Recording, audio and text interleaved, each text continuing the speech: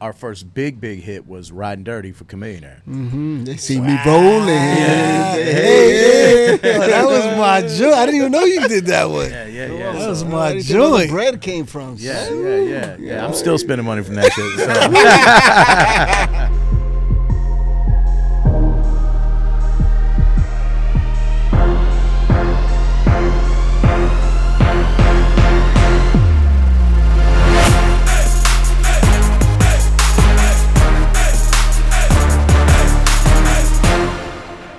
What's up? In this episode of Latino Champs, we got one of the, legendary producers from Texas. These brothers have been killing it for years. And what's interesting is that, they started in the hip-hop space. They transitioned into the Latin urban space. They've done things that a lot of people haven't done. Let's give it up for my brother Play in the house. From the legendary Play-N-Skillz, let's go. Thank you. Cheers, man. Cheers. Yeah.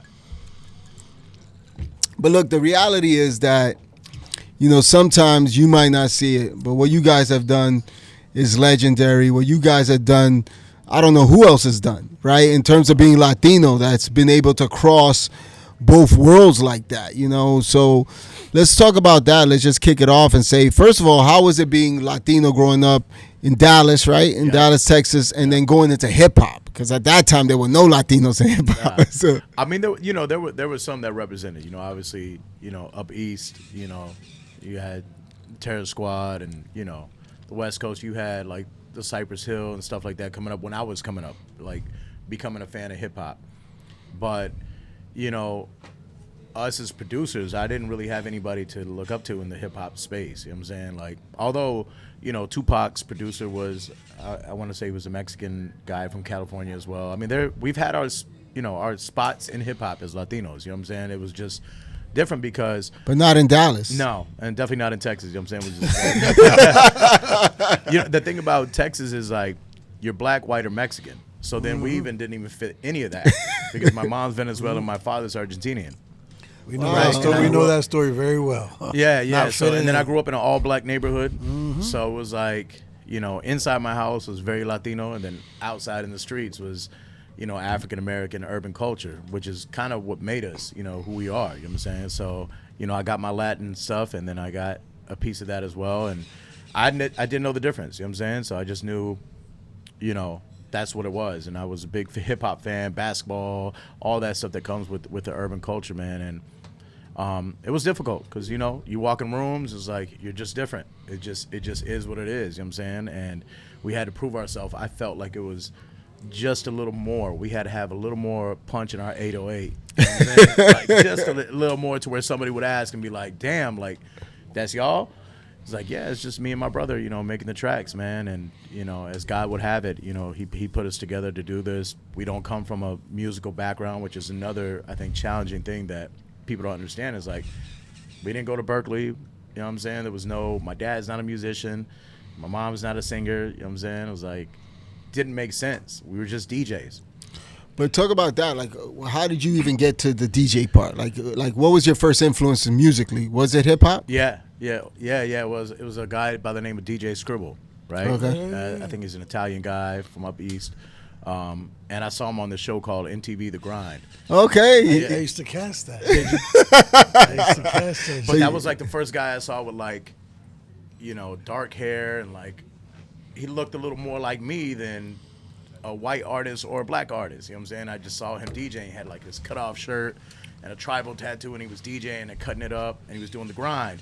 And I was like, whatever the fuck that guy's doing to make all those pretty girls move, and like, he was like, man, I was like, I want to do that, Like he was responsible for all the pretty girls moving. You did a great job, bro. No, but that's interesting because, a lot of people say that when they talk about inclusion, they're like, representation matters. So the fact that you saw him made you believe enough that, that you can do it. Very much so. And even though, we're not really from the same, but there was some type of connection in that. That made me want to go buy what was called a DJ in a box. And it was 2 turntables, belt drive on top of that. So that wasn't even like the turntables that you could scratch or even like bring the record back. It was just to play. So you went out and just said, I'm going all in, and bought the shit and was ready to go. It was $99.99, bro. You know what I'm saying? So bought that, and that kind of started, the idea of DJing. And we just took the turntables home and just taught ourselves, man. So I'm the older brother. My brother is like the other half Skillz, and he's more of a studio introvert type of guy, but he's like the genius of the group when it comes to all the weird artistic things. And then I have like another connection in this, and it just comes together, man, in a crazy way. But we just taught ourselves how to DJ, and little brother followed big brother. And how old were you when this was happening? I mean, because it was 94, 95. Yeah, so that's probably when I saw it, like 95, 96. Yeah, I might have been, 15, 16 years old, freshman, sophomore in high school. Wow. And that literally, I was an athlete before that. You know what I'm saying? My father was a professional soccer player from Argentina. That's why so that's why he came to the States. Wow. He came here to play in the NAPSL, I think it was, to come play soccer here. Fucking blew out his knee and became a illegal immigrant. Shit. And that's how we stayed in the States. Wow. Yeah, so, and he was in Miami first, and then he got traded to the team in Dallas, and that's how we ended up in Dallas. Wow. Yeah, crazy story. So I was an athlete, when I was a young kid, me and my brother. Soccer and basketball is what we played. We picked up basketball. My dad didn't know what the fuck it was. He was like, there's no, at the time, there wasn't, he just knew soccer, but we picked it up. We were just natural-born athletes, played all the way through high school, all the competitive stuff, and then I felt in my heart that I didn't think that sports would take me out of where we were at. We grew up in Section 8 projects, and I was like, I don't want to live here the rest of my life. We got to get mom a house and get the fuck out of here. Like everybody's story in some type of hip-hop way. Everybody wants to come up. I thought that music would be my way out, man, and we just kind of just taught ourselves. There's no, like I said, and that's just for everybody out there who may not think that they're good enough on the keys, or they don't play guitar, or they don't play drums. Like, bro, it's all feeling, man. And that's all it was for us. Nobody taught us bars, BPMs, quantizing, keys of songs. None of that shit, man. It was just like 8 hours a day, DJing all day, like learning and then studying and then going to the nightclubs and watching the DJs that were older and just sitting there and watching their technique. Like we are true, fans of the hip-hop sport. You know what I'm saying? So it started with hip-hop, but I liked a lot of dance music as well. So I like hard house music, Chicago hard house music. So we DJ between both, and that's how we got started, man. Wow. So that's incredible. But in terms of when you guys started, because DJing is one thing. There's a lot of people that DJ and they don't make beats. Yeah. So how does that transition happen? Being curious as a musician. That's how it came to us, anyways. I was like, well, how are they making these beats? I was a fan of DJ Premier and RZA, and I was like a big East Coast head when it comes to making those soulful beats. I was like, man, where the fuck are they pulling these samples from? How are they making them? So I started to study the records. How did records start? Did they start off with an intro? Did they start off with the music? How long were the bars? And all that stuff. And you really start off as a student. And I lived in a record store. This is the days where you went to vinyl stores and you had to buy vinyl. So me and my brother would get dropped off on a Saturday morning. We'd pick up 30 pieces of vinyl, and you go in there and you listen to it on a headphone deck, and you find records that you want to play or sample. So I was digging through soulful records, disco records, jazz records. So at the same time, I'm teaching myself, this is my research, this is my books, this is my school.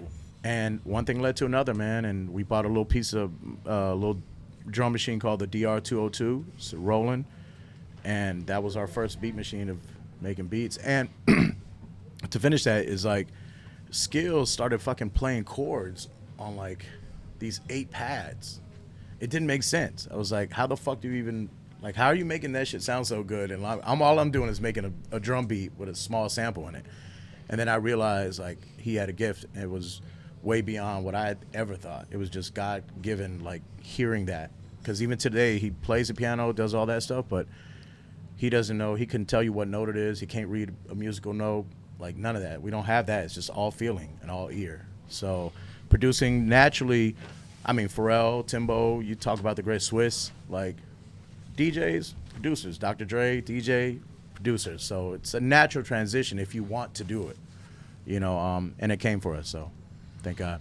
Wow. Let me just say something real quick, because you know, we have our audience is pretty widespread from ages and types and stuff. And some people tell me like, I don't know who the guest was and stuff. So just for people that might not know who you legends are, Right. it's Play-N-Skillz. Right. They're a brother tag team that have been producing hits for generations. You know what I'm saying? So just for those people that don't know, Play-N-Skillz, like I said, they've done hits for so many artists and you know, got a bunch of awards and I can do a quick recap. If Yeah, you want. yeah, You know, yeah, let yeah. me Just sun on myself. Let me yeah, just, yeah, you know, yeah. let me Just shine for a yeah, minute. yeah. I mean, if you want me to, you know. Yeah, what I'm yeah. saying? No, just a quick. We're We're gonna keep on the hip we're hop gonna- side. I think we gotta open that door. Yeah, like we're gonna ask you a million questions, but just for people that are tuning in now, just let them know who you guys are, and then we'll keep it going. Like I said, so you guys went from DJing to starting to do the beats. What was that first beat that you guys did that got That some counted? notoriety? Yeah, that. I think my first professional, or our first professional, like we arrived, was a rapper by the name of Lil Flip. I remember. Yeah. So Flip was a, you know, and is a legendary Texas hip hop artist. Well, you know, Southern hip hop artist that was a legend at the time for us. He was the biggest thing. Yeah, and we were trying to yeah. get to Lil Flip to like get some beats to him. You know, God, you know, decided to pair us up, and you know, that was our first big break. We did "You Gotta Feel Me," which came out in 2003. It was my first platinum record. Wow. And, Yes. and the beautiful thing about that, our entry to hip hop, or the professional side, was we got to like make the entire record. So it went back to like the producer and artist like making a whole album together. It wasn't just like one track. We did 17 out of the 19 tracks on Whoa. that Oh wow. album that was like multi-platinum and the whole nine. So that was our first taste of success. You know, I was 22 years old. My brother was 20, and life changed, man. So, yeah. So it was like that was like the entry. Remember that Flip was Yeah, big. Lil Flip. yeah. So That that was took at us- a time that transition Texas was blowing Yeah, up too, yeah, you know, yeah, because yeah. all the states had their moment, and that was Right. a moment that. So this is like 03, 04, and then the Texas thing even went to the next. So remember, Flip was like first commercial Houston hip hop artist, and then came the Mike Jones, Chameleonaire, Paul Wall, Slim Thug. and all that type of stuff. You know what I'm saying? Which we were a part of as well. Which our first big hit was "Riding Dirty" for Chameleonaire. They see me rolling. Hey. Oh, that was my joint. I didn't even know you did that one. Yeah. That So- was my Where the joint. bread came from. Yeah. I'm still spending money from that shit. So. I use that all the time Yeah, I on my what is it, Instagram post. Yeah. No, that's a Use classic that record, man. And you know, again, you know, God bless us with the opportunity for that. That wasn't even supposed to happen, and that changed my life as a whole, because it was my first #1 Hot 100 record. You know, at the time it was the biggest selling ringtone. It was like I mean, it it's was still going. That's what I'm saying. I still use it. You know what I'm I saying? It still was, So how use does it. that record happen? Talk to us about that record. How does that record happen? so the artist is Chameleonaire. He's from Texas, he's from Houston as well. We had a long relationship since high school with Chameleonaire and Paul Wall. We all came up together through the underground screwed mixtapes. Yeah, I remember that. Yeah, so we used to all just kind of do Chopped and flows, screwed. chopped and screwed, and selling mixtapes. And Cam was starting to come up. Paul Wall was starting to blow up. Everybody was blowing up kind of together, and we went into the studio with Chameleonaire, and like, you know, we had this idea of doing this record, and we had a great relationship with Bone Thugs and Harmony. Shout out to Steve Lobel. Oh, Yes, yes, yes. that's my brother, Steve. So Lobel is, you know, a legend as well. Lobel connected us with Crazy, and we thought Crazy would be great on this record. So we pitched it to Cam, Chameleonaire, and he loved the idea. And bro, it was like, it went so fast that I didn't even get a chance. You know, now today, I'm really enjoying the song, but like, it's taken me that long to understand what we did. You know, like, had I known my business and how to handle a #1 song. I mean, I was a 24-year-old Latino with a #1 hip hop and R&B song in the world. So I didn't know what the fuck to do, bro. You know what I'm saying? Like, my paperwork wasn't together, my this wasn't together. You know what I'm saying? Like, so, you know, that was like our arrival into a #1 record. You know what I'm saying? So that went. Wow. That led us to doing the Carter 3 for Lil Wayne, Got Money and T-Pain, and then just, man, it was just like, it just kept. Carter 3 T-Pain. Let's talk about those records. Come on. Yeah, that was. You're saying it like it's nothing. Like I just did this Carter album. 3, Lil Yeah, Wayne, Lil and then Wayne, T-Pain. Well, T-Pain. because, you know, I feel like it's 20 years ago, first of all. So regardless, that was 15 years ago, but the beginning was like, so it was happening so fast that we didn't even realize what was happening. You know, that was obviously the Carter 3 is a classic album, and it was a blessing to be a part of it. And we needed a hit because after Riding Dirty, it was like, what do you have next? Because producers go on runs. I mean, y'all know, like in the early 2000s, the Neptunes fucking ran everything. Timbo will go back to back. Swiss would have a moment. So it was like the producer was. And after Riding Dirty, it just kind of stopped there, like 06, 07. You know what I'm saying? That was big during that time, but then it stopped. And then it was a period of like, and then like any producer or artist, you're going to kind of like, I'm not going to say scared, but you kind of get worried. It's like, well, when's my next one coming? Well, why is that, you think? Like, okay, you did Riding Dirty. That shit just went crazy. This is Riding Dirty was after Little Flip. Yes. And Little Flip had big records, but not a Riding Dirty record. Right. And then why do you think there was a gap? Like you made a bunch of records, it just didn't. I think it was a combination of like a little bit of ego on me and my brother's behalf, and not understanding like how things, like we should have got up and moved to Los Angeles or New York immediately after we had a #1 record, and sat still in LA and New York while all the labels were there and everybody we wanted to do everything in Texas. We wanted the artists to come to our studio. When you have a hot record, everybody will, but only for a small portion. And then it kind of goes away, and then you're searching for the next opportunity, which... Because if you were in LA, you like bigger artists would have showed up at the studio. We didn't know his shit. You know you're like, come to Dallas, so we're not working with you. We ain't working with you. No. You know, and I had a price in my head because I kept hearing like Timbaland and all these. I keep going back to these amazing producers. I'm like, I'm just really copying them. I'm like, yo, Timbo's getting, you know, 100,000 for a beat. I want 100,000 for a beat, but I'm not fucking Timbaland. Exactly. You feel me? But like in my head, you know, so it was a lack of like understanding the business as well. You know, I didn't know shit about a publishing deal. You know, I didn't know too much about my ASCAP, all the business stuff that comes with it, which I preach and try to teach all the younger producers that I run into now. It's like, bro, you got to know that because you can't protect your money if you don't know that. So, you know, it was just a transition period, and we got blessed, and the Carter 3 and Wayne came out, and that gave us another, like, go at this game. What was the hit on that one? It was called Got Money with T-Pain. You got money, and you know what I mean? It's like just an anthem. Just another one. And well, yeah, I mean, it was unexpected, so it was like, and you know, and we became friends with Pain, and you know, and the whole little nine just opened the doors back up. As a producer, you're always just trying to catch another wave for you to do it.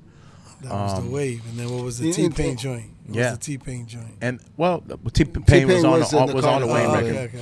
Yeah, but so, in terms of like, you know, you had these successful artists that were established. Were you building your own artists at the same time, or you didn't really go into that was the worst mistake I made. Wow.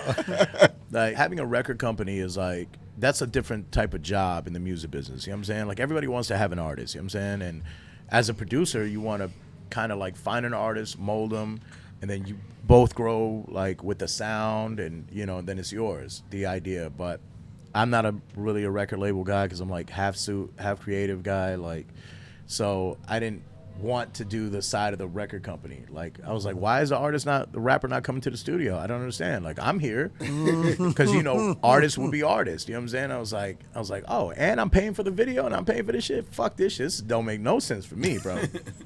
I'm not investing into this shit. So, you know, the developing of the artist stuff, I mean, we had label deals, we had partnerships, but it wasn't what we wanted to do. And it took us to our next phase, which was like working with EDM producers and DJs, you know what I'm saying? And we got a random call from David Guetta, who was working on a project, and he said, I'm working on a Flow Rider song. I want you guys to come up and not even produce it. There's a song called Where Them Girls At. It's an awesome dance record. And he said, I don't want you to produce it, I just want you to write the chorus. Because we had wrote Riding Dirty, the chorus. We wrote the Got Money, T-Pain, Lil Wayne record. We weren't just the producers. We were co-writers as well. Oh, I didn't know that. Got an opportunity to do that, and then I saw that process of doing EDM music, and I said, oh, bro. Fuck this hip-hop shit, man. And I love it because my soul is in it, but that was a time of like the mixtape era where motherfuckers was jacking beats and putting them on mixtapes on Dat Piff and all that, and I was like, wait a minute, you didn't pay me for the beat. Like, why are you putting this shit on a free mixtape? Like, we can't make no money off this. And meanwhile, in the EDM world, it was like everything was right. You know, the publishing was right. The money was right. I was like, okay. You know, so we started working more with the EDM stuff. And I say that to kind of just educate the people. That took me into how I met Daddy Yankee, which took me into the Latin space. Because the EDM stuff started happening for me. There used to be email blasts, right, where you send out to the DJ songs. So in my email blast, I didn't know that I had Daddy Yankee's email in it. I got it from some DJs, like 2,000 emails that you could buy from somebody to fucking, send out your songs and shit. So he gave it to me, and Yankee's email was on there. Daddy Yankee emails me. He was like, hey, I'm trying to make some English records. Let's link. I said, cool. So I came to Miami. We attempted to do English records. That didn't work. Just didn't. Like Yankee trying to do English. I heard that he was making the whole album, and then he decided against it. Yeah. I mean, this is after Interscope did that. This is, because at this time Pitbull was fucking winning globally doing I English, remember that. Spanish records over dance beats and the whole little because nine. 3H brought me into work. 3H that was at Interscope brought me into work with Yankee. 3H so I did Rompe, I did Gangsta Zone. So those are the time I was working with him. So I remember. And I remember that was a crazy, because I was watching that from going, damn, this dude's about to kill it. Yeah, we took Snoop to fucking Puerto Rico. I saw it, bro. It was like amazing, and I understood what Yankee. But anyways, it opened that to having a friendship and a working relationship with Yankee, and we just caught some type of chemistry on making records. It wasn't to do that; it was to eventually do what we ended up doing, which was Con Calma and all these Latin. Dura and all those. Yeah, so that brought me into the Latin world, and I started seeing that all these guys. This is Ozuna, like before he was born.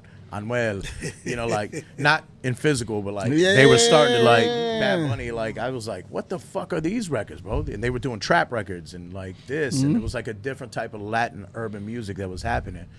And I was like, this is about to go, bro. So we got up and we moved to Miami and built our studio here, and was like, let's chase this, bro. So yeah, so that's amazing. Shout out to that, yeah. You learned your lesson from sticking around and came out to Miami. That's what's right. Up. So what was the first Yankee joint you did? There was a period where, I'm not going to say it was quiet, but it was just different for Yankee. And then Despacito, the remix happened, and that, like, bro, that might have been his fifth life. I don't know. I mean, Yankee got 100 of them. It's like a cat times 10, bro. This guy's, like, reinvents himself. And we were working on Con Calma was, like, the big smash for him, but he held on to it for, like, 3 years. And I watched Dura come out. This come out, Despacito come out, and I'm calling him like, yo, bro, when is our record? Shaky came out. Dura, was it yours? No. So we just recorded the record, and but we produced. Con Calma was my record. Okay. And I was he told me, the genius that he is, he said, these records have to happen before this record happens. It's just the way it needs to go sonically, and I have a plan. You have to trust me. But again, the producer's chasing the next big hit. I'm like, bro, I can't wait 3 years. Oh, bro, he tried that. I need this motherfucker right now, bro. What are we doing? He dropped that Con Calma. Was he smashed, though. Bro. So 3 years he held that? Yeah. You'd be surprised how long. Yeah. Wow. I'm not Daddy Yankee, and I got a Play-N-Skillz record he gave me. And it's been a couple of years, too. We haven't dropped that. It happens. Yeah. What do you mean? Because he did they did Show Me Love, and they did a record for Lely. We haven't dropped it either. Yeah, we're waiting. Yeah. Come on, we shot a video, though. The video looks great. I don't know if you saw the video. The video looks dope. I did. I saw a piece of it. But the thing is that, So it's not ready. You got to wait for this. It's not ready. Is that I want the right financial push. I don't want to just drop it. It's a fucking Play-N-Skillz record. That's part of it, too, man. I want the right support. Yeah. It's Play-N-Skillz. Yeah, you don't want to shoot, the bullet that might be, and that was like learning how this shit really goes and the patience, especially with the OGs and the greats. Like, they're so calculated. They're not playing checkers, bro. These guys are playing checkers. Yankee is one of the smartest ones. Yeah, Yankee don't play around. Even though we did 90 fucking versions of it.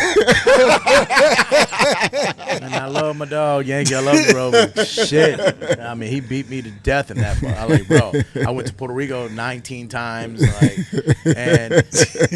But finding the right formula in that, the right, how does the song start? Are the drums right? Are the chords right? Wow. Let me redo the verse, for perfection. But when it hits, you can feel that because it went instantly number one, globally. And that opened the door for all the Latino stuff because I was kind of like the glue in that, man, because I was working on the hip hop and EDM side.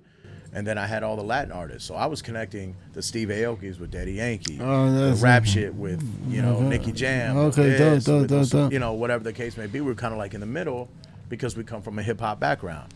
So it was a good place for us to be in, and Well, let's talk about that. Coming from a hip hop background, how's your Spanish? Is it great? Look, it's good. That's how I Está feel. bien, pero number 2 for sure. I can hold a conversation for sure, and at home we talk Spanish, but it was very broken. Yeah. And especially, you got to understand, I'm from Texas, right? So I grew up with Mexicans, Salvadorians, a lot of Central Americans, and so it just depends what room I'm in. I'll turn Dominican in 5 seconds. Like, okay, it's like the Dominican Spanish is different from Puerto Rican and Colombians, and like I think that sometimes people don't understand that. So when you go and we try to do media for like a couple years in Spanish. It's tough. And I was like, you know what? I just started going, look, let's try to do this in English because that's my first language. I'm more comfortable in telling my story in that. But in my house, I talk Spanish. I can hold a conversation. When I'm working with the artist, it's easy for me to flow along. But the performance of an artist in a language, you have to be very, very comfortable in that.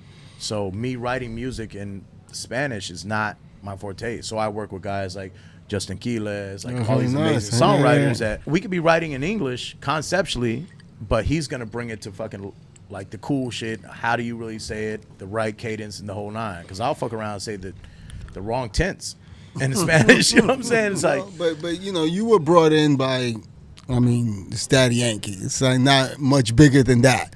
So you were brought into the game by a Daddy Yankee. But do you think that because you come from hip hop, and look, the reggaeton guys love hip hop, but do you think that they, sometimes looked at you like too American or wasn't part of the culture? Yeah, absolutely. And I felt the same way about them. You feel me? I was like, well, y'all got hip hop swag, bro. You know what I'm saying? Like, y'all really want these trap beats that I've been doing since 05.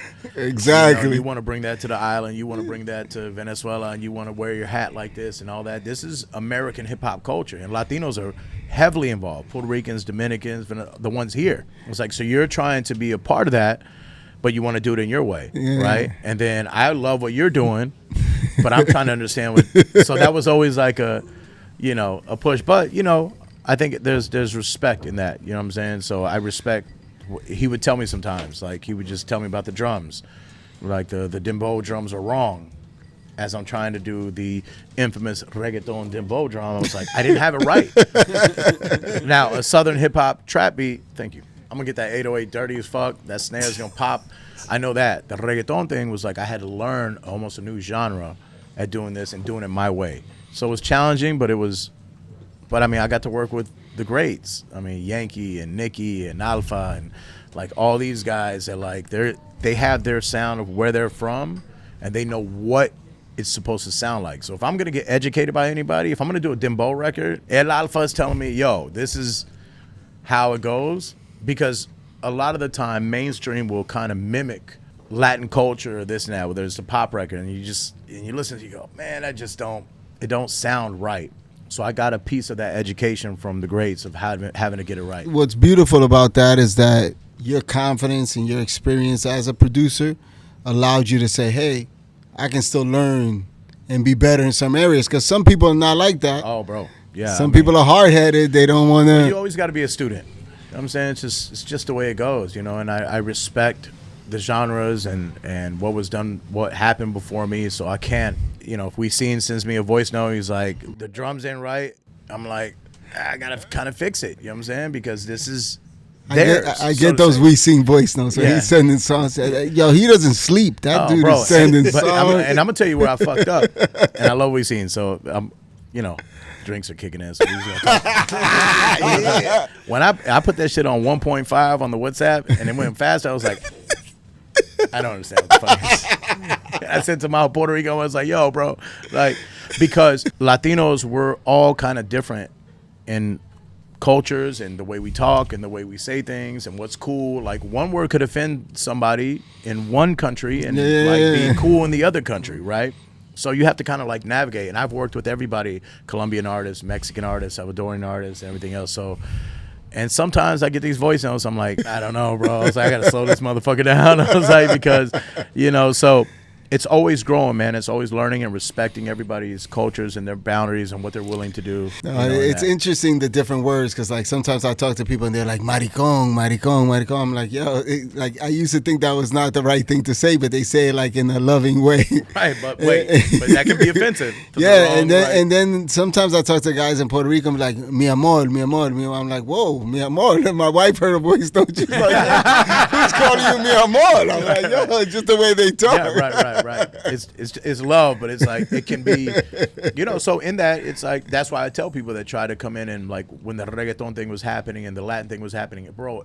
We were getting phone calls from every music executive you could think of around the world, bro. Like to go ride the Latin wave. Must be nice. It was nice, but it was also challenging because they send you an idea and you're copying what's already happening, but you don't have the soul in it.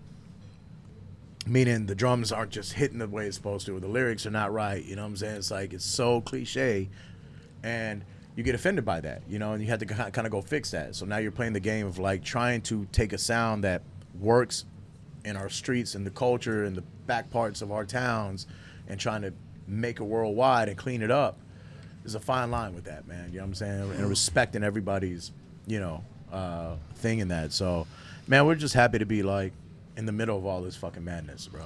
That's it. But then, there's a moment that I know you guys did a deal with Sony, right? So you guys are also putting out records too, that that you guys are constructing with different artists. Because I remember we worked together with with directors of mine, with Leslie Grace and different We Sing and different records. So how was that process? Well, the DJ producer thing started happening more in the EDM world, right? You had the Martin Garrix and the DJ Snakes and Calvin Harris that were putting out records as DJs and producers. They weren't necessarily performing on the records. Like Martin Garrix is never sang on a record that I know of, right? Or Skrillex or Diplo, and I was watching. I was like, that's really cool that they get to put out music and collaborate with the biggest artists, but they don't really need to perform on the record. They just get to be the producer. Now the producer became an artist. So we went to Sony and we're like, look, like in the Latin world, this isn't really happening. Like, let's kind of be first to the game, or one of the ones that's first to the game, and kind of do this. So we did a deal with Sony, and we started putting out records as a producer-artist group. You shot Si Una Vez, which is one of my favorite videos ever, bro. Like, that was just amazing. That was a massive song for us because it was a Selena cover. Bro, you got to be careful when you do Selena, especially being from Texas. Bro. Exactly. If you fuck that shit up, like, you're never going back to Texas. Yeah. You know what I'm saying? I was shocked you guys had the clearance for that record. Yeah, we had to go through the family, the dad, her brother, and everybody was, had to say okay, because we did a really cool version of this. And then you got, Leslie, who's, not Mexican, and she's Dominican, and then you got We Seen, rapping on this, and you got Frankie J, who's... So it was like a lot of politics involved. But the idea was to cover such a great song and give a facelift for what's happening now.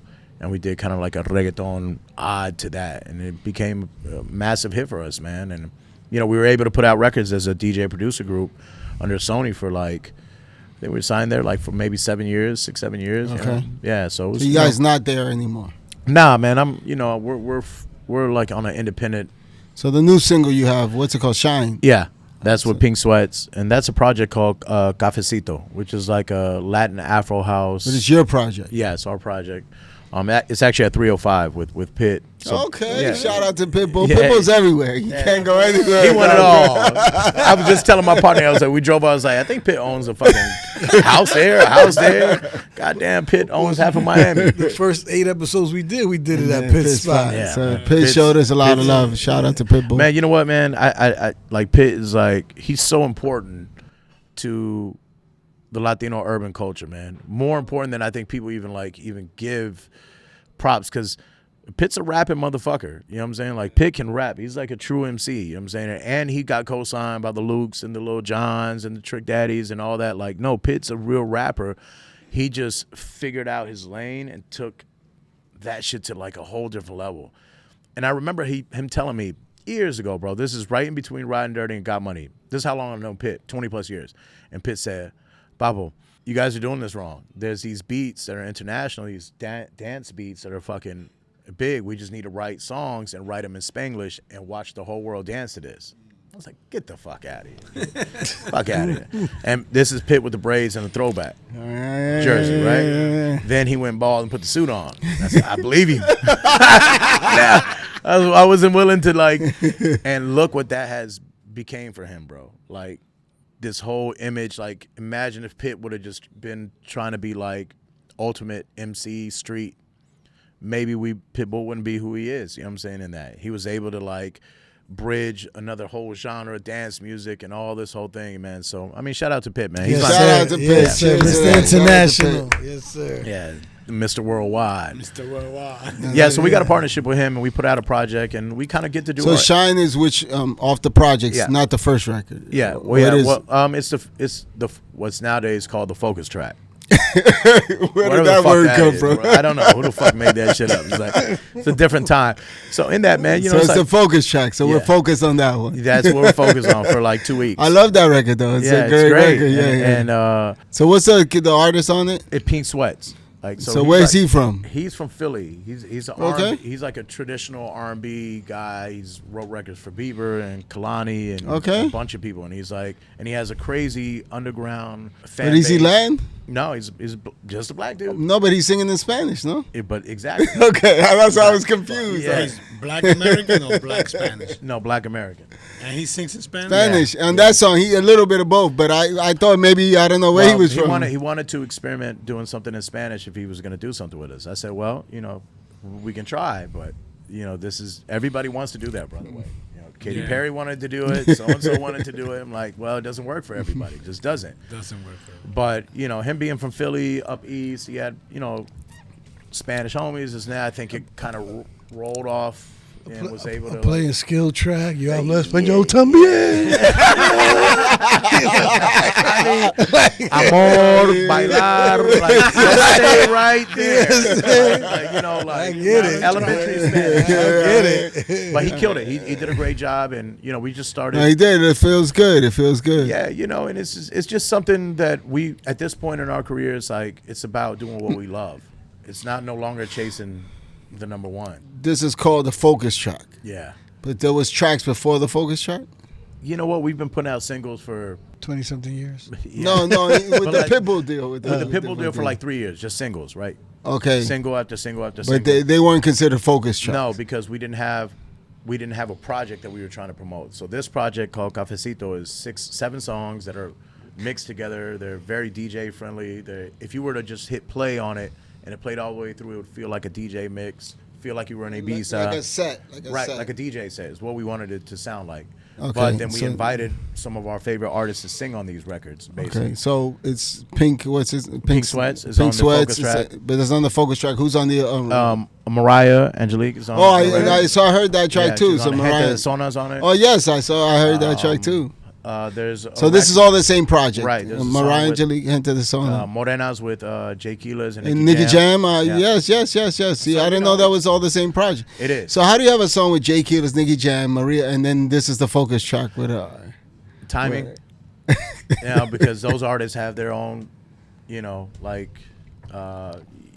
nowadays when you release projects, you got to kind of ask for when everybody's available to release a fucking song. It's crazy. It's like, so if Keelas, who's my boy, is focused on his project with Lenny, the album. then Yes, you got to yes. kind of stay out of the way. You know what I'm saying about putting the single. So it's a timing thing. And So that you happens put it when- out, but you don't promote it the same. Right. You still put it out. We're gonna come back to it. We'll come back When they have time to when they promote have time it. and yeah. that space is there, and then that'll be the focus track for that moment. That's interesting because I knew an artist that I worked with did a song with Bruno Mars, and then he did another song with another artist, and then he had like a contract where you can't release Yep. songs, and they were like, "What? We can't release this song?" They were like, "We can't release this song," and it's interesting that happens. I mean, it's a different game, bro. That's all it is. Like we come from the era of like we. but why put it out then? You Like if you're not gonna get their support, why put it out at the time? Well, you will eventually. So why? My theory is why sit on it, right? Okay, Like okay. even if it's minimal streams and minimal views for the time, you never know what's gonna catch the algorithm. And if it catches steam, they're gonna support. Bro, I mean, somebody might fucking ride a fucking slide at a fucking water park and fly off of it and like do a dance to it and like that's the song and like it becomes viral and then like you run behind it, some stupid shit.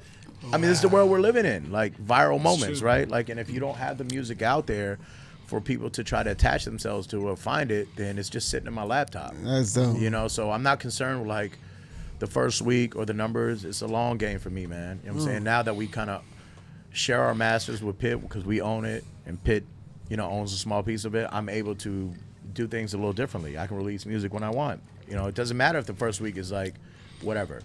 And we'll see in a year when I do 100 million streams and I own it. That's a whole different That's conversation. spoken by a producer who has some real bread. You know what I mean? Like, he ain't worried about it. He's like, yo, I'm in the long game. Because before he was like saying, yo, I need you to release the record now because he needed that bread now. Now he's like, yo, I don't care. I'll wait for the money later. Well, that's the wise man. Yeah, exactly. You know what I'm saying? After the games, like, you understand, like, trying to rush art is going to be failure, bro. That's for anybody. It's like, bro, you can't rush like your masterpiece. No, but that's dope because when I saw the songs, I saw Gente Zona Morena, I think it's the Nicky Jam one. I saw the different records, but I wasn't sure it was the same project. Yeah, so it's all one cohesive project, and we just released. We didn't. But you don't release albums. No, there's no point for us to do that. You know what I'm saying? Like, as a producer, DJ group, and we can experiment. Like, yo, bro, let's try this, let's try that, because we're free to do that. You know, sometimes when an artist is like known for what they're supposed to do and you give them something different, your fans might be like, but as a producer group, you know, I can kind of experiment with different sounds and let Pink Sweat sing in Spanish, right? You like, did. You made me did. think he was Panamanian or some shit. I was like, yo, he might be Spanish. What do he call himself? Pink Papi? That's what he called himself. He's like, nah, he's like, I'm gonna do a Spanish project, but that's a lot of people's like they want to do Spanish stuff. Akon did a whole Spanish project. Of course. Negrito, he was. See? Yeah, he's called Negrito. Akon did. El Yeah, Negrito. he did a whole project. And everybody loves Khan. So I do want to be like, yeah, I produced that one too. well, Khan's my man. I work with Khan too. So, you know, it's just a blessing, bro, to be able to kind of like sit back and drive your car the way you want to. That's the point you want to get to in your career. It's like, you know, at this point we're just kind of like happy to do what we do, man. You know what I'm saying? Like, no pressure of like trying to get the number one or, you know.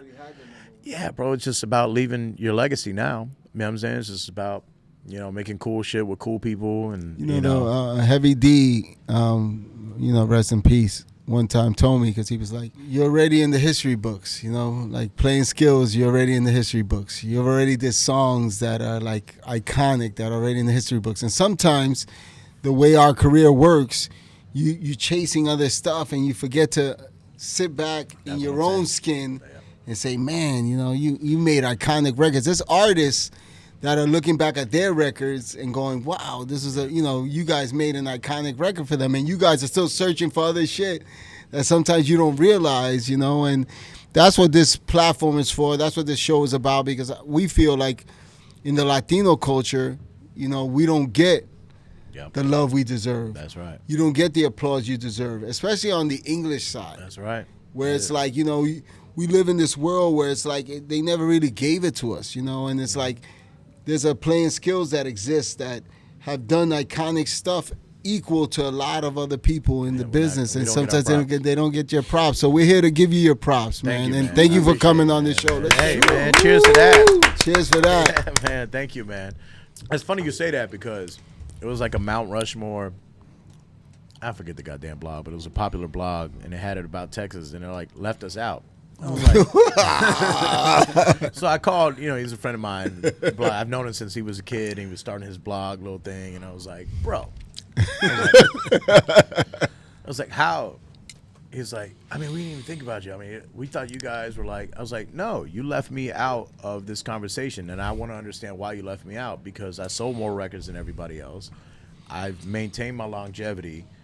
Like, there's nothing negative about what we've done. We've been able to work with everybody. We are an example of like what a Latin group should fucking look and feel like. You know what I'm saying? Like, yo, bro, like, it ain't just the Latin records that we did. That would have been like the automatic. It's like, bro, I worked with everybody from Lil Wayne to Katy Perry and K-pop and everything in between. And I'm a proud Latino that loves working and like bridging all this shit together. Like, how did you fucking leave me out of this, bro? I was like, your journalism sucks, bro. He laughed about it. He's like, you're right. I was like, but we get left out of the conversation at times. You know Always. That's the problem. When they did the 50th anniversary for hip hop, They didn't mention no Latino. Oh, it's fucking nuts, bro. They You didn't know? mention And I get anybody. offended because They I know True, they- some of the Nobody. best b-boys, Nobody. Tagger. Amazon ended up doing a documentary called Hip Hop por Siempre that my brother directed, that we were able to showcase all the Thank Latinos God. in the 50 No, years. no, of but hip- I'm just hating myself right now. I'm like, how Play-N-Skillz ain't in it? Yeah. It I happens. know you fucked up. You were the director. I can't. This guy. This guy. He's got right away. I can't call that. This guy. No, but it came with us with a project. Then eventually we were like, we'll do it if we could do it about Latinos and hip hop. You know, Right. so they changed. They called it Hip Hop por Siempre, and the documentary was to highlight Latinos and hip hop. You know, we went way back in the days though. But it's but needed. but we missed the boat on you guys, and I don't even understand how that even happened. I'm upset by how you missed that. No, though. but you know what? You know what it is for me though. You guys to me were younger, I thought. Yeah. So you weren't in the No, old it was school. in the 50 years. It was in the early. We had like the early guys. You know, I went Cypress Hills. I went. And I'll be honest with you. I I mean, went- maybe we don't belong. Probably There, different. but there are so many other people, bro. Yeah. That are Yeah, so more no. important than us, bro. In And the I birth say of that hip hop, humbly. not I know, but Yeah, in the importance of hip hop for the Latino Yeah. culture, you guys are. Yeah, because Come Well, on, I hope son. that at the end it's said like that, but I understand. No, also it is that said like that. It's said like that for real. Yeah, Thank yeah, you, man. yeah, But before yeah. that, it was so many people that like, I mean, from a b-boy standpoint, from the graffiti, from the producing, from the jelly beans to this. I mean, I can go on and on. I understand. You know what I'm saying? So I understand where we you're can being be. very humble, very humble. Trust me, we got a bunch of That I didn't know about. rapper friends of ours that pushed the culture forward. Latino in New York that were not happy. Yuli didn't put them in the documentary, but it's good. Yeah. It's Me, okay. but we got the Rolling Stone Award, right? Who gave the speech? Don't tell me Jessy did. Of course he did. Jessy did the Yeah, speech, he bro. grabbed the award and gave the speech. That's not how it went down. And you know what's crazy about brother duos that work together? That is kind of like people always ask us like, how's y'all's dynamic in the studio? I was like, I can't be in the same studio as him. Yeah, I was like, no, bro, never. Like, Really? never. Like, Really? he'll work on a song for a couple days and he gets so far and then he passes it to me, and then I do what I do to it. And as a musician, I kind of rip everything that he does apart because organs, horns, piano, motherfucker got 50 fucking instruments. You're the younger brother then. I'm the older brother. older brother. So I get to, I get to. Because I'm the older brother. Okay, so you get No, the but last it's call. different. It's different. Oh, so you get the last call. Because of reverse. I think He's it's that reverse. guy. Yeah, he's I'm that guy. And you're the. Okay. He's the horns and he's going I mean, crazy ultimately, with you this know, shit. a little brother wins in a crazy way, right? He's still, but I'm like, bro, there's 100 fucking files of fucking music here. I was like, you're fucking Mozart in this thing. I was like, and that's just the genius of him being like a music guy. But then I had to center back in and be like, look, like it's really not that complicated when we make records. Like it needs to be very simple. 5 or 6. If we could fit 6 great instruments in this and make it feel like it's 100. Then we nail the formula. That's but what how I'm do we do that, saying. bro? That's pretty You feel awesome. me? If we could put 6 instruments in That's the this. type of shit I tell him. And sometimes he does mad crazy shit. I'm like, yo, dog, the industry, this. I try to explain them from my experience and the logic of something. He's like, he looks at me like, yeah. And then he talks to other friends like, this dude is a hater.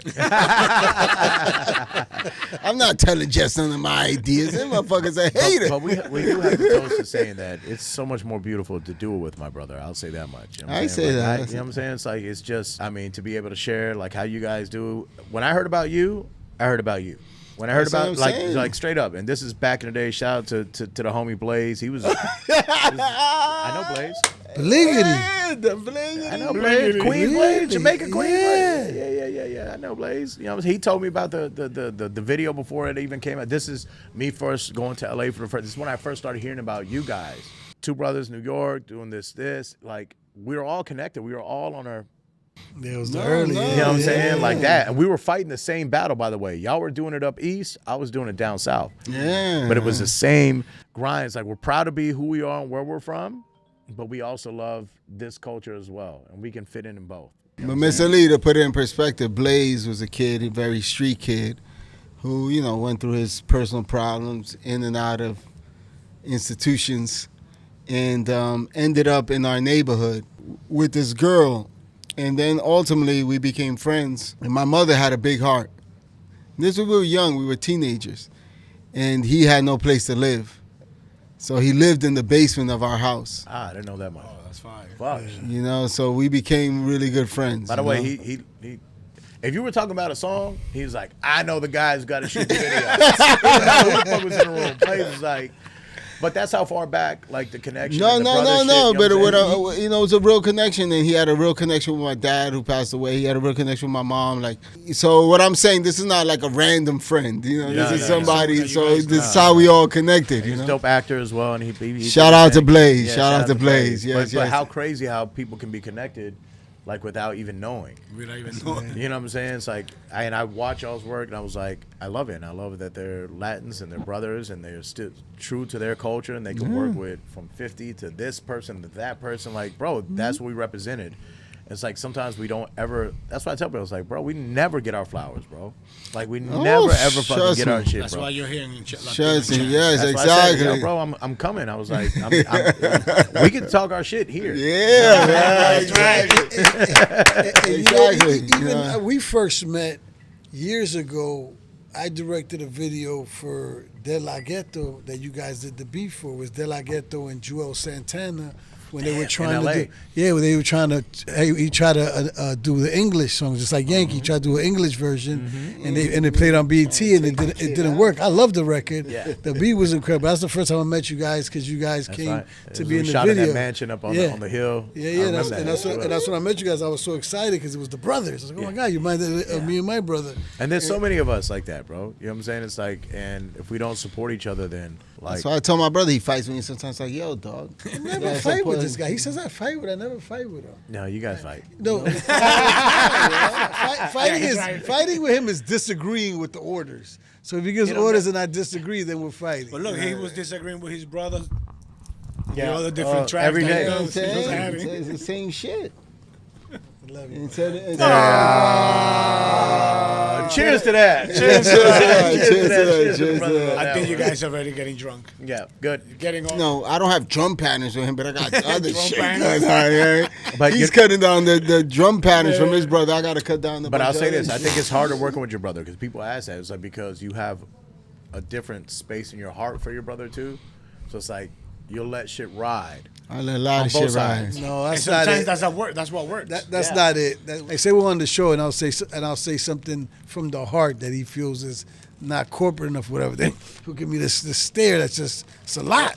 It's a lot. He wouldn't give that to the executive. That's what I'm trying I'll to give it to anybody that was sitting in that chair. But it's more valuable Yeah, I because would he's give it doing to it for the anybody. brother. Sometimes you might say a joke that I feel Exactly. might not work with the Exactly. person we're interviewing. Exactly. So he gives me that stare. Like, And I give you that stare, like, yo, don't cross the line because our show is not one of these bochinche Latino shows. Our show is about supporting and pushing our celebrating. culture forward. I get I'm it. not saying you're not trying to do that, but I'm saying sometimes in your joking, you're like, I slow you down from the joking. I'm not slowing you down for the joking. Sometimes you might say something like, whoa, you don't know the perspective of what this dude is going to accept that joke. That's all. But that's also just a brother thing because I do. The same It thing with is my a brother I go, thing. I go, sometimes, it's best that we don't work together on certain things. oh, he does it all the time. You know what I'm saying? It's like, no, bro, you got this. It was like sometimes you can't. The brother thing is just a whole different thing because that's a whole different love, a whole different work. All the rules are kind of out because you'll ride with your brother in a different way. Thing with me and my brother is that because he's the older brother, right? So the older brother doesn't want to take shit from the younger brother, Okay. right? So I think it's a little bit that dynamic because everything I do in my heart is for the better of us or the better of him. He doesn't see it that way. He sees it like a judgment. Right. So he's like, yo, why you always fucking up my swag? You always messing up my thing. I'm like, no, I think I'm helping. Now, I might not be helping. That's my opinion, right? So that's how he takes it. He takes it hard, you know what I mean? Because it's the brother thing. But sometimes maybe you just need big bro to be big bro. That's what I'm saying. You feel Sometimes me? I Like- want big bro to be big bro. You feel? But I understand. Big bro because sometimes wants to me be and my little brother fight bro. all the time. In the middle of our DJ set, sometimes he'll play a record and I'll be like, why in the fuck did you play Exactly. this record in my head? And then I'll play some shit and be super aggressive and step out and play a record. I'm lit. I'm having a good time. I get on the mic. I'm talking shit. And he's like, bro, you're out of control. I'm like, shut the fuck up, little brother. Type of shit. It's like, but at the end, we come together for one purpose. You know what I'm saying? You guys do that as well. No, I love that in terms of you being DJs. Yeah. So how do you work that? He plays a record, you play a record. How does that work? Because if we played records, at least we can hear the crowd reaction. He would know if I was right or he was right. So Skillz definitely the better technical DJ. Oh! He never gets off beat, but he's also a sober guy, right? So I'm the party starter. I'm the fat man Scoop of the group. Rest in peace, you know what I'm saying? Like, Party starter. I'm like talking that. my shit on the mic. I'm gonna open the show. You know what I'm saying? I'm gonna play the big records. I'm gonna take the chance, this and that. But an hour into it, after 6 tequilas, my brother's like, I got it. Let me go on.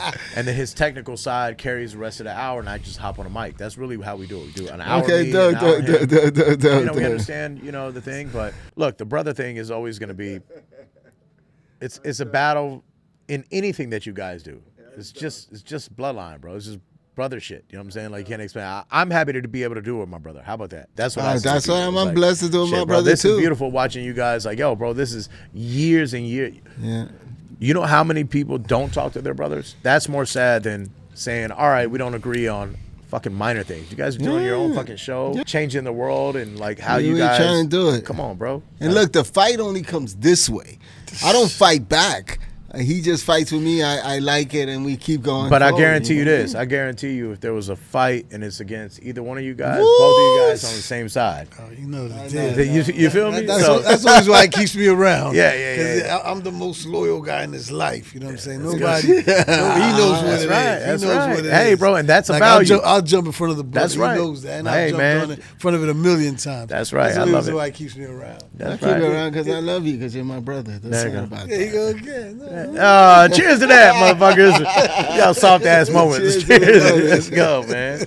What's next for Play-N-Skillz? What's next? What's coming out for Play-N-Skillz? What's next? We're gonna keep releasing Music after the focus track. After the focus track, it'll be another focus track, and then another focus. This is all new terminology in like business, but it's fine. It's the new wave of how shit happens. You know? It's like you go from focus track to focus track. Let me tell you something. But what's after the focus track? We're probably gonna go with the. But it's something called like the real track, or the focus track is. It's just the next focus track. That's what, like, I don't know it. It used to be singles. Remember, first single or club single, street single. Yeah. You know, A side, B side, whatever the fuck. Now it's like focus track. We're gonna focus here, and if it doesn't work, and you know what's crazy is like after a couple weeks, if it's not going, then people go, you need to fix your focus to something else. But the focus track's working. It's going. It's starting to go now. Next week, it'll be a little better once, all the other. It's a good track. I like it, man. Yeah, it's cool, man. It's working. different because we're doing the Spanglish thing, and with Spanglish is like, bro, it's hit or miss. But I think the hook is nice, though. The hook is, I hate to use this word, TikTokable. Yeah, but the hook, it is. Well, I mean, it feels that way. It feels really nice. It feels uplifting. It feels good. And you know what's crazy is like in the studio, you almost have to think about that. Oh, don't say which that. Sucks. Don't say that. I mean, at the end, somebody's gonna go, "This would be great on TikTok." Somebody's gonna say that, and it sucks. You know what I'm saying? But I mean, it's just it's what it is. It's what's happening. But as far as I ask you a question about that, then. Some people push you to certain platforms, and they'll say, you know what, it might be TikTokable. Now, is the TikTokable success in terms of streaming? Maybe it works for you, but is that equal to the hit record though? Or no.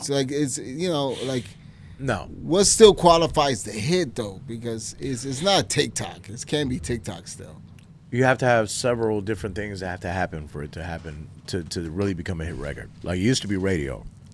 You could hire a radio team, go to radio, start in your region, expand it nationwide, then the record becomes, it's not that. You're waiting for a viral moment. So you're hoping that the right influencer, the right viral person, the right person does a dance, a makeup tutorial, whatever the fuck it is that helps make the song become popular. When it becomes popular, you're supposed to pour gasoline on that. The fire. Yeah. On the focus track. That's why people are going right. Every 2 weeks they're just pouring gasoline when the time is right. So you really never even know. Even though you feel good about a song, you're like, bro, this is my song. This is the one I want to focus on. Even if you feel like that, after a couple months, if it's not happening, whoever you're involved in business is going to be like, bro, it's time to move on.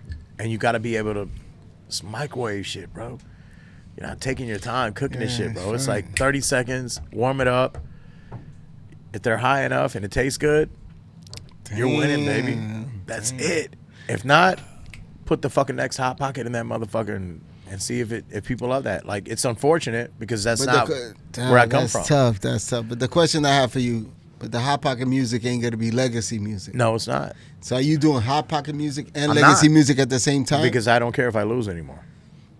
I'm just blessed to be in that position that I get to actually do the stuff that I want to do. So my numbers might not be what they were, and they're still good, but it just depends on where you're at in your career. You feel me? Like, for me, it's like about putting out things that I love to do with people that I love to do it, because I'm big on energy. So if I do a song with my boy Pink Sweats or my brothers Gente de Zona or Enrique Iglesias, which we're doing some shit with, if we're not aligned, we're both happy about this, we're not doing it because we're chasing.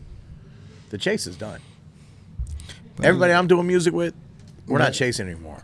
But let me say something. If Yuli was doing music with his boys from Jamaica, Queens, or whatever, you were like, I'm doing music with my boys or whatever. Enrique Iglesias, Gente de Zona. It's like the top tier motherfuckers. These ain't boys. I mean, it's Play-N-Skillz. I know. They're doing the top I'm tier. humbly drunk talking shit. That's why I kept name dropping. But I'm saying no, but you know, that comes from respect, because it's like, you know, you guys are working with the best of the best, because you're the best of the best. You put yourself in that position. I didn't put you there. You put yourself there. You worked hard to get yourself in that position, and that's respect, and that's what this show's about for us. Is to show love to people like you that doesn't always get the light shined on them. Yeah, that don't always get the platform. That's why I came, and I came on behalf of my brother as well. You know what I'm saying? Who? Because that's the thing. You get to a certain point in your career where, like, the things that you're not comfortable about anymore, you just won't probably do. So my brother has never been like a media guy. He just wants the music to speak for itself. When you get to a point where you can still do it and like do it at your pace, it's so much sweeter, bro. There's no pressure. It's all that. It's like, all right, cool. You know, we lost. Maybe. I mean, lost to who? You know what I'm saying? Just like, it just depends. When you get to a certain point where you have your catalog of music of 20 plus years, like, bro, we're a fucking Latin group that's not supposed to be doing this, from Texas. Like, we're not supposed to be doing this. There are 1,000 producers that are better than me. I just outwork these motherfuckers, bro. I don't know if they're better than you. That's you being the humble, nice guy. Maybe. We'll take it. But, you know, I'm just saying, I know that I'm still working. I'm still hopping on planes. And I don't have to do it. I can just go sit in my fucking backyard, to be honest with you, and do nothing. Probably a nice backyard, too. It's beautiful. I'm going to tell you how nice it is. I'm drunk. It's all turf. It's just, there's no grass, there's no bugs. Like, if I see a bug, I'm like, why is there a bug? Then the bug killer comes out. And I live in Texas. Like, you know what I'm saying? Like, it's just, you know, thankfully, God, you know what I'm saying, first, always, man. Yes, Me sir. and my brother, like, we had a mission. We did it. Took mom out the hood, took care of our family, got out. Amen. We take care of each other. We're set. That's it, bro. Come on. It's a win. We don't always have to be number one, bro. Nobody was. Nobody won a championship for fucking 10 years straight, bro. There's nobody in the game. Not Jordan, not LeBron, not Brady was close, but what I'm saying is, like, you have to understand, and now we're learning that our wins, like, bro, they're worth so much more, bro. Because it's so hard to win at this shit, bro. It's so hard. I don't think people understand how hard it is, bro. Like, bro, especially with AI and everything, like, bro, we're non-existent. Like, the producer, let me tell you something. The producer is not as valuable anymore. Because all these AI sites can do what I do. Because they've been trained off of my music that I already did. Do you understand what I'm saying? Like, they learned what I already did. And they're just giving it to other people, and they're able to go do what they need to do through the AI shit. Me, on the other hand, I got with it. I said, oh, fuck that shit, bro. I was like, bro, I don't have to. Let me get down with this AI shit before I get left behind. I'd be like, you remember when I used to pay my son, he's 22 years old. He's a producer, right? Oh, wow, okay. Shout out to my son, J Music. Right? Yeah, sir. Yes, sir. So totally showing my age. I'm way too drunk. My daughter's older. Okay. So we're on the same page, big bro. And he's making beats, and I brought out the MPC, and he goes, what the fuck is that? We used to have MPC 60 too. And I said, you can't ever say that if you're a producer. Yeah, it's true. I said, you can't say that. I said, so we're gonna go down an educational fucking course of how hit records are made. MPC 60, 2000, 2000 XL, Yes. 4000. Like this machine right here, we used to have to go. Yeah. There wasn't no loops, no splice, no fucking, man. all this shit. We got to break this shit down because you have to understand how hard it was for us to do what we do compared to you guys. You guys get to pick a loop and just go download. Exactly. Download. Word. And it places in beat, in key. And it's like, yo, bro, this is so much more easier. You should be making 20 beats a day because it would have took me hours and hours of this MPC and this floppy disk, putting this shit in it. Like, shit, it's just different time, bro. But I got with it, man. We're in a good place, man. That's why we came and did this, because I feel like you guys are in the same place. And it's like, I watch it, I was like, yes. I was like, I love that platform. You know what I'm saying? No, it's amazing. We appreciate you coming in. And honestly, it's like what you've done for the culture, what you continue to do. It's like the stuff that the culture's built on, right? It's like we came from a place where we didn't have a shot.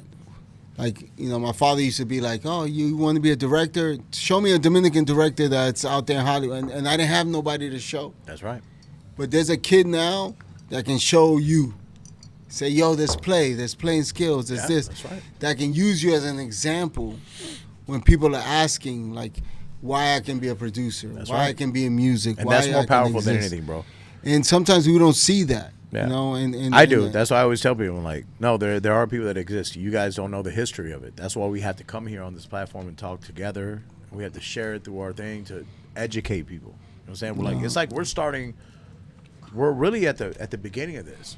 Yeah. You guys, me and my brother, like, we're at the beginning. Even though we started 20 years ago, we're really at the beginning of this Latin urban thing, and there's nothing wrong with being proud of this shit. Yeah. It's like, yo, bro, no, bro. Like, I understand who I am. I know who and what I did. I was like, and you get to a certain point where you hope that you can say, I get to do what I want to do. That's the whole idea, is like, I get to do what I love to do. Because how many jobs have we done? And we go, it's just a job. Early on, I'm like, damn, dude, I got to work with this fucking rapper. It fucking sucks. It's like, but it's a job. Now it's like, what I want to do. What do I love to do? How would I like? What would people not expect us to do?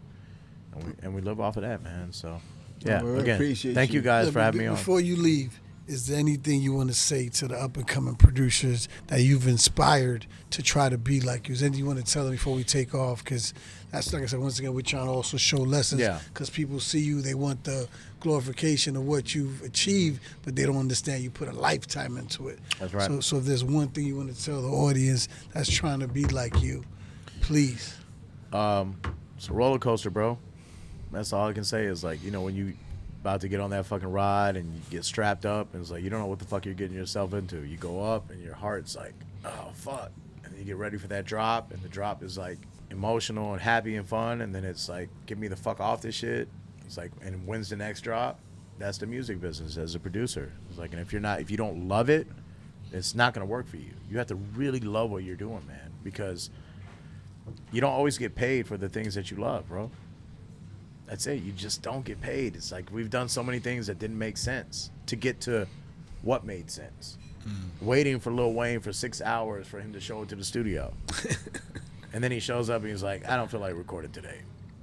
All right, I'll be here another 8 hours. Wayne, whenever you're ready, I'm ready. Are you willing to do that, young man? That's the difference. If you're not, cool. I'll go sit on my turf outside of my backyard. It's just the difference, you know what I'm saying, in this shit, man. You got to work hard, man, and be humble and understand that there's a lot of us that are trying to do this shit, man. A lot, bro. A lot. And we started from the shit that was way harder to do, bro. Way harder 20 years ago. So the kids have no excuses, bro. You crazy? You could sign up for a fucking bullshit-ass fucking app, and it'll teach you what you need to do. There's not a sample in the world. You could literally go to whatever site and type in boom bap hip hop beat 90 BPM, and it's gonna give you a DJ Premier boom bap beat. And Premier studied to make that beat. Yeah. He went through mad records. He What? went through a bunch of He went records. through all to do. kinds of Bunch of samples, vinyls. and vinyls, and Yeah. fucking this place and that to cook that up, and all you had to do was go download $12.99 a month. No, and come up with the idea. Yeah, well, bro, that's the genius. I'm saying we already did that for you guys. Just walk in the fucking door, bro. That's all you gotta do. Just walk in, and just look clean, be on time, motherfucker. So let's give it up Cheers to for you my guys. brother Flair. Thank you.